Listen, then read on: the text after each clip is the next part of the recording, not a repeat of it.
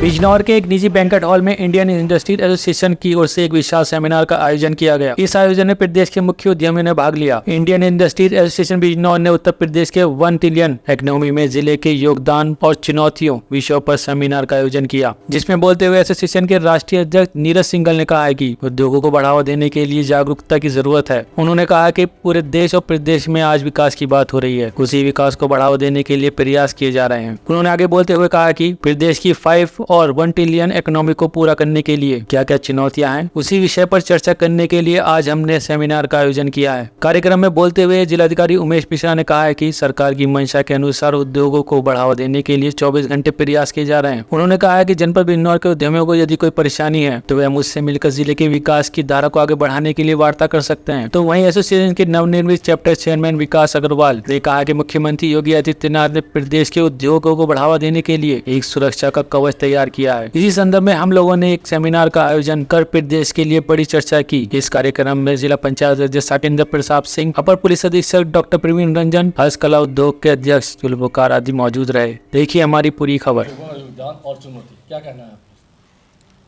देखिए, माननीय मुख्यमंत्री जी ने एक लक्ष्य रखा है उत्तर प्रदेश राज्य की 1 ट्रिलियन इकोनॉमी का, और उस इकोनॉमी में बिजनौर के जो उद्योग हैं उनका क्या योगदान है और क्या चुनौती हैं, इस विषय पर आज हमारी संगोष्ठी संपन्न हुई है, जिसमें कि विभिन्न सेक्टर से जो औद्योगिक सेक्टर्स हैं उन्होंने अपनी आज परिचर्चा यहाँ पर की है, जैसे कि एक्सपोर्ट इंपोर्ट है, फूड प्रोसेसिंग है, एग्रो है, टूरिज़्म है और गुड़ उद्योग है।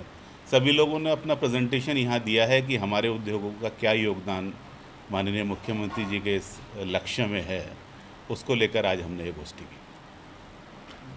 क्या जो लोग नए उद्योग लगाना चाहते हैं उनके लिए क्या मैसेज है?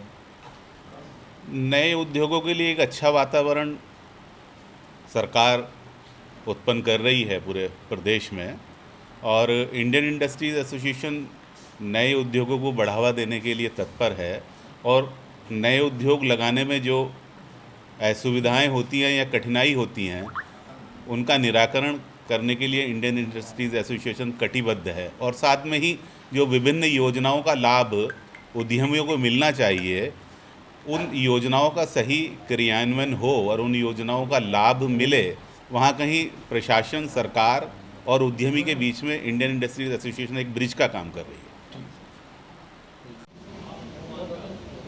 भाई वाह, सभी प्रेस मीडिया वालों का स्वागत है।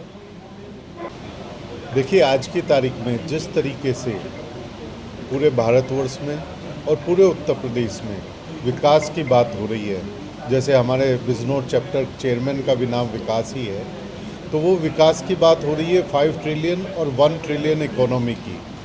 वो 5 ट्रिलियन और 1 ट्रिलियन इकोनॉमी को अचीव करने के लिए क्या क्या हमारे सामने अपॉर्चुनिटीज़ हैं और क्या क्या चैलेंजेस है, इस विषय को रख के इस बार आज की संगोष्ठी रखी गई है। देखिए, चुनौतियां तो बहुत सारी हैं, मानो तो चुनौती और ना मानो तो कोई चुनौती नहीं। कुछ चीज़ें सरकार आज, चाहे वो शासन हो या प्रशासन हो, जब हम उनके सामने सही तरीके से रखते हैं तो उन चुनौतियों पर वर्किंग भी होती है और कहीं ना कहीं उसका सॉल्यूशन भी मिलता है। जो मुख्य चुनौती की बात कही आपने, आज मुख्य चुनौती है अवेयरनेस की।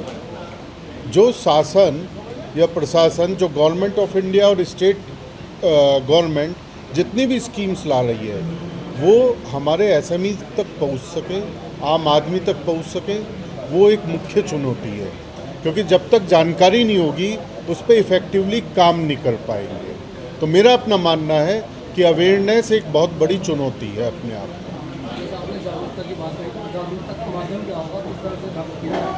बहुत बढ़िया आपने प्रश्न पूछा, जागरूकता का माध्यम क्या होगा। आज जागरूकता का माध्यम, सबसे पहले अगर हम पीछे जाएं तो एक जागरूकता का माध्यम था आपस में बैठना, चिंतन मनन करना, बात करना, संवाद करना। आज वो संवाद सब व्हाट्सएप पे चला गया है। शायद उस व्हाट्सएप के कारण वो जागरूकता नहीं हो पाती जो होनी चाहिए, और हम गलत दिशा में चले जाते हैं। तो इंडियन इंडस्ट्रीज एसोसिएशन ने ये माना कि इसका सबसे बढ़िया जागरूकता का तरीका है मंथन करना। जब हम आपस में बैठेंगे तो विष भी निकलेगा और अमृत भी निकलेगा, और उसका के लिए हमारे में से ही शिव भी निकल के आएंगे, तो हमारे में से ही विष्णु भी निकल के आएंगे।